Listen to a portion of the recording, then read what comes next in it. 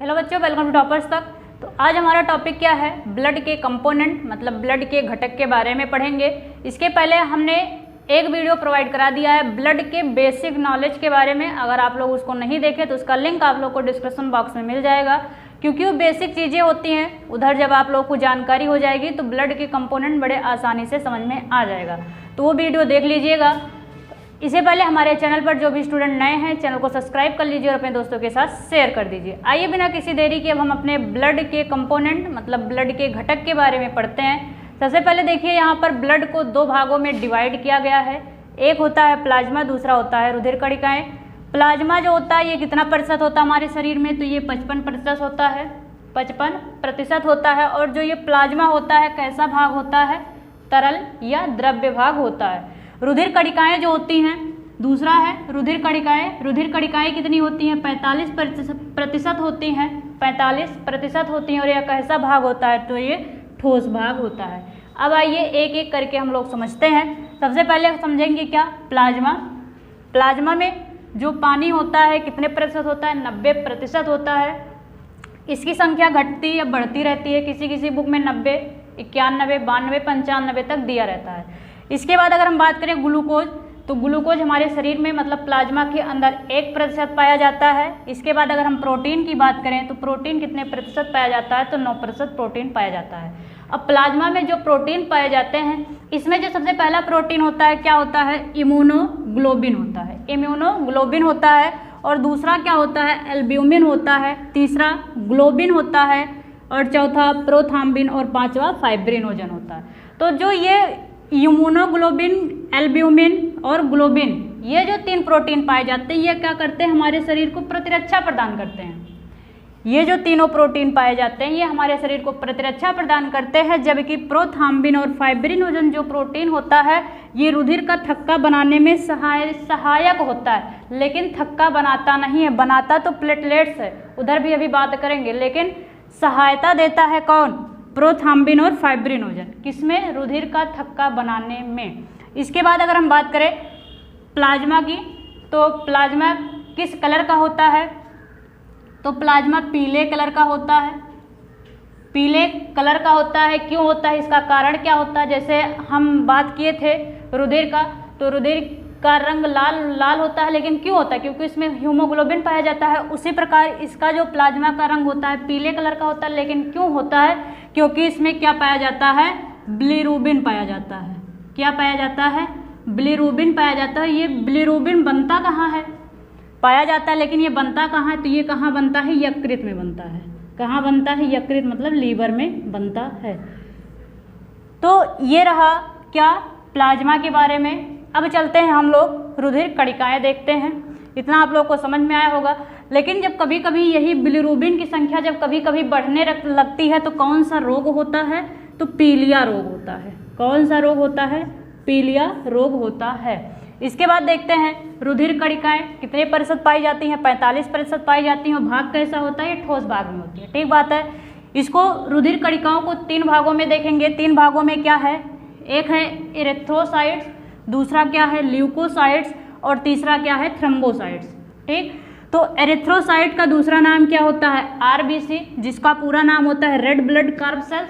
और जो ल्यूकोसाइट होता है इसका जो दूसरा नाम होता है क्या होता है, WBC, white blood carb cells. इसके बाद थ्रोम्बोसाइट जो होता है, थ्रोम्बोसाइट्स का दूसरा नाम क्या होता है, प्लेटलेट्स होता है। इसके बाद अगर हम बात करें आरबीसी की संख्या, आरबीसी की संख्या किस में होती है, मिलियन में ज्ञात की जाती है। डब्ल्यूबीसी की संख्या 1000 में। इसके बाद प्लेटलेट्स की संख्या लाख में की जाती है। इसके बाद अगर हम इसके साइज की बात करें, सबसे पहले सबसे बड़ा कौन होता है, उसके बड़ा कौन होता है, तो इसमें जो संख्या में सबसे कम होगा वो आकार में सबसे बड़ा होगा। आरबीसी, डब्ल्यूबीसी और प्लेटलेट्स में जो संख्या में सबसे कम होगा, आकार में वही सबसे बड़ा होगा। तो संख्या में सबसे कम कौन है, तो 1000 में डब्ल्यूबीसी है, तो यहाँ आ जाएगा डब्ल्यूबीसी। इसके बाद आगे चलते हैं, अगला क्या हो जाएगा, प्लेटलेट्स, क्योंकि लाख में है, लाख के बाद तब मिलियन आता है, तो यहाँ हो जाएगा प्लेटलेट्स। इसके बाद अगर हम बात करें अगला क्या आ जाएगा, आरबीसी। ये मुंह जिस तरफ खुला रहता है वही संख्या बड़ी होती है। तो सबसे पहले क्या होगा, WBC, फिर प्लेटलेट्स, फिर RBC। अब इसको हम RBC को, WBC को और प्लेटलेट्स को एक एक करके देखते हैं। इतना आप लोग बना लीजिए, नोट डाउन कर लीजिए, तो हम आगे इसको इरेज करके RBC, WBC और प्लेटलेट्स के बारे में पूरी जानकारी लेते हैं। आइए बच्चों, अब RBC, WBC और प्लेटलेट्स को एक एक करके देखते हैं। सबसे पहले हमने RBC यहाँ पर नोट डाउन किया हुआ है। अगर आप लोग जितने पॉइंट यहाँ पर लिखे हुए हैं अगर आप लोग अच्छे से तैयार कर लेंगे तो पेपर में इससे बाहर कोई भी क्वेश्चन नहीं आएगा। तो आइए सबसे पहले हम देखते हैं क्या RBC के बारे में।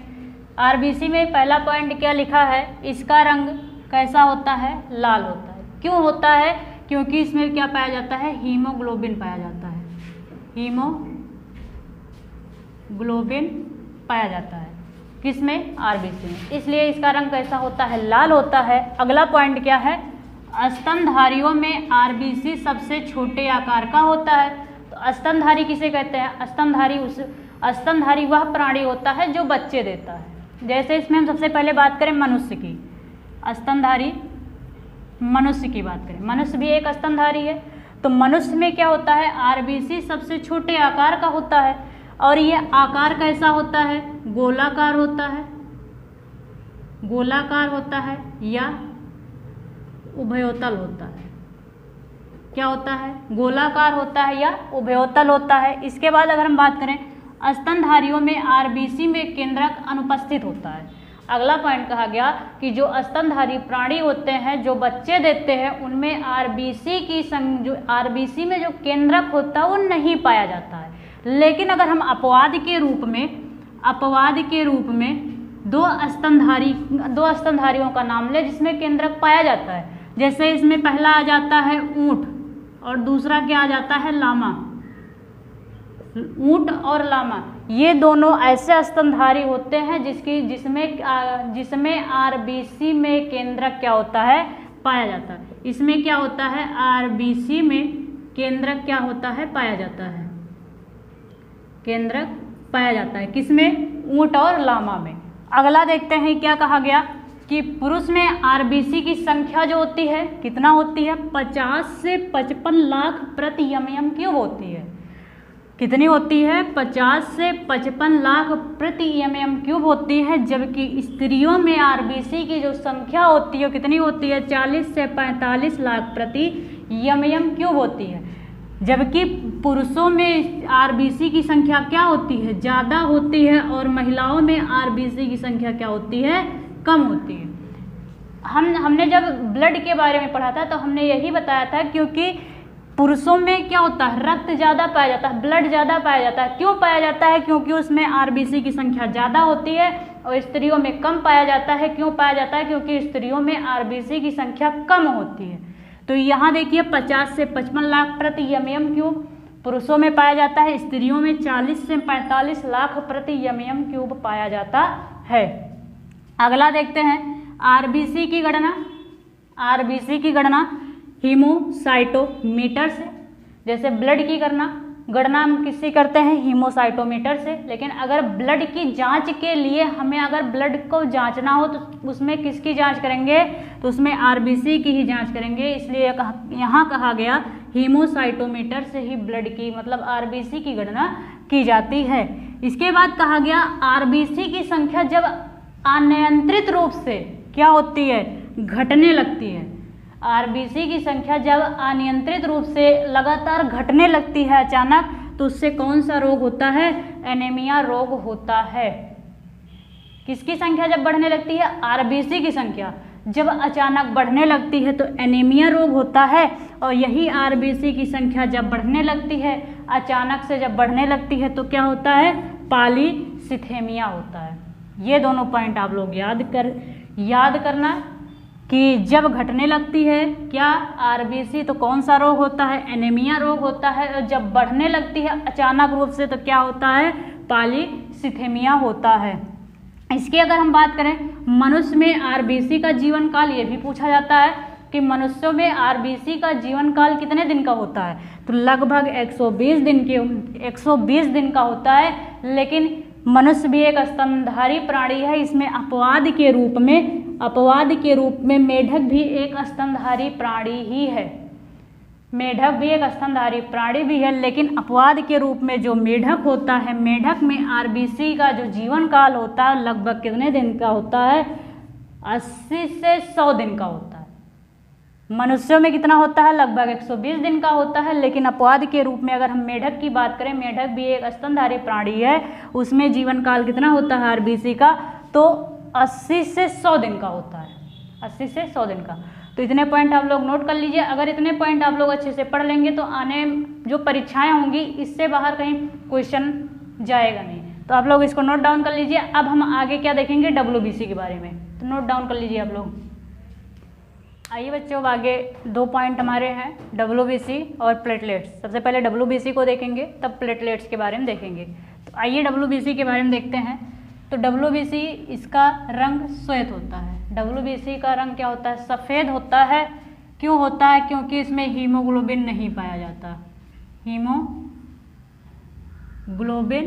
नहीं पाया जाता। किसमें? डब्ल्यूबीसी में हीमोग्लोबिन नहीं पाया जाता। इसके बाद क्या कह रहा है? डब्ल्यूबीसी का कार्य क्या होता है? तो इसका कार्य होता है कि एलर्जी, इन्फेक्शन तथा रोगों से क्या करता है? सुरक्षा प्रदान करता है। जो हमारे शरीर में एलर्जी होती है या इन्फेक्शन होता है या कई प्रकार के रोग होते हैं, उससे सुरक्षा कौन प्रदान करता है? सुरक्षा कौन प्रदान करता है? तो डब्ल्यूबीसी प्रदान करता है। अगला आता है डब्ल्यूबीसी का जीवन काल कितना होता है? डब्ल्यूबीसी का जीवन काल लगभग 12 से 13 दिन का होता है। इसके बाद कहा गया कि जब डब्ल्यूबीसी की संख्या बढ़ने लगती है, जब डब्ल्यूबीसी की संख्या अनियंत्रित रूप से जब बढ़ने लगती है तो कौन सा रोग होता है? ल्यूकीमिया या जिसको क्या कहते हैं? हम ब्लड कैंसर कहते हैं। ब्लड कैंसर कब होता है? कि जब डब्ल्यूबीसी की संख्या अचानक बढ़ने लगती है तो उससे क्या होता है? ब्लड कैंसर, या इसका दूसरा नाम क्या होता है? ल्यूकीमिया होता है। अगला क्या है? जब घटने लगती है डब्ल्यूबीसी की संख्या अनियंत्रित रूप से तो उससे क्या होता है? ल्यूकोपीनिया होता है। जब बढ़ने लगती है तो क्या होता है? ब्लड कैंसर होता है। और जब क्या होती है? घटने लगती है तो क्या होता है? ल्यूकोपीनिया होता है। इसके बाद डब्ल्यूबीसी में जो केंद्रक होता है किस आकार का पाया जाता है? गोलाकार, पिंडाकार या घोड़े के नाल के आकार का? गोलाकार, पिंडाकार या घोड़े के नाल के आकार का केंद्रक किस में पाया जाता है? तो डब्ल्यूबीसी में पाया जाता है। यहाँ से एक क्वेश्चन पूछा जाता है कि घोड़े के नाल के आकार का केंद्रक किस में पाया जाता है? तो याद रखना डब्ल्यूबीसी में पाया जाता है। अगला क्वेश्चन आता है कि डब्ल्यूबीसी की संख्या कितनी होती है? तो इसकी होती है 10,000 प्रति mm क्यूब होती है। किसकी? डब्ल्यूबीसी की संख्या। तो ये रहा डब्ल्यूबीसी के बारे में। अब चलते हैं किसके बारे में देखते हैं? प्लेटलेट्स के बारे में देखते हैं। तो प्लेटलेट्स का कार्य क्या होता है? इसका प्रमुख कार्य रुधिर का थक्का बनाने में होता है। सबको पता है कि प्लेटलेट्स थक्का बनाता है किसका? रुधिर का। अगला है प्लेटलेट्स में ये भी पूछा जाता है कि ब्लड प्लेटलेट्स में कौन सा प्रोटीन पाया जाता है? तो ब्लड प्लेटलेट्स में थ्रोम्बोप्लास्टिन प्रोटीन पाया जाता है। कौन सा प्रोटीन पाया जाता है? थ्रोम्बोप्लास्टिन प्रोटीन पाया जाता है, जिसका कार्य क्या होता है कि थ्रोम्बोप्लास्टिन प्रोटीन का कार्य क्या होता है? रुधिर का थक्का बनाने में बहुत महत्वपूर्ण भूमिका अपना निभाता है। कौन? Thromboplastin protein. ठीक, अगला देखते हैं प्लेटलेट्स की संख्या कितनी होती है? तो जो प्लेटलेट्स होता है इसकी संख्या 2 से 3 लाख प्रति mm क्यूब होती है। किसकी? प्लेटलेट्स की। इसके बाद अगर हम बात करें प्लेटलेट्स का जीवन काल कितना होता है, तो ये लगभग कितने दिन का होता है? 8 दिन का होता है। कितने दिन का होता है? 8 दिन का होता है।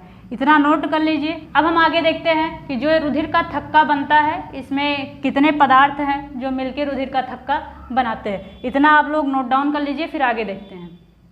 आइए अब देखते हैं कि जो रुधिर का थक्का बनता है इसमें कौन कौन से पदार्थ आवश्यक होते हैं। सबसे पहले क्या होता है? Plasma protein. प्लाज्मा में जो प्रोटीन पाए जाते हैं, कौन कौन से प्रोटीन पाए जाते हैं? तो इसमें हमने बताया था कि जो इम्यूनोग्लोबिन, ग्लोबिन, एल्ब्यूमिन होता है वो क्या करता है? शरीर को प्रतिरक्षा प्रदान करता है। लेकिन जो प्रोथ्रोम्बिन और फाइब्रिनोजन ये दोनों क्या करते हैं कि रुधिर का थक्का बनाने में सहायता प्रदान करते हैं। सबसे पहले इसमें क्या आ जाता है, प्लाज्मा प्रोटीन आ जाता है। प्लाज्मा प्रोटीन में कौन कौन से प्रोटीन, तो प्रोथ्रोम्बिन और फाइब्रिनोजन। दूसरा क्या आता है, विटामिन। विटामिन कौन सा, तो विटामिन के। कौन सा विटामिन, विटामिन के। इसके बाद आयन दिया गया या तत्व बोल सकते हो, या आयन कौन सा आयन है, कैल्शियम आयन। कैल्शियम पर डबल चार्ज होता है। इसके बाद पूछा गया कि इतने पदार्थ की आवश्यकता होती है, अब ये बनते कितने देर में हैं, तो 2 से 8 मिनट में रुधिर का थक्का बन जाता है। इतने पदार्थ की आवश्यकता होती है तब जाके रुधिर का थक्का बनता है। तो हम लोगों ने आरबीसी, डब्ल्यूबीसी और प्लेटलेट्स देख लिया है। तो आज यहीं तक रखते हैं, फिर अगले वीडियो में एक अच्छे टॉपिक के साथ मिलेंगे। अगर आप लोग को हमारे चैनल पर नए हैं तो चैनल को सब्सक्राइब कर लीजिए, अपने दोस्तों के साथ शेयर कर दीजिए, लाइक कर दीजिए, कमेंट बॉक्स में कमेंट करके जरूर बताना वीडियो आप लोगों को कैसी लगी।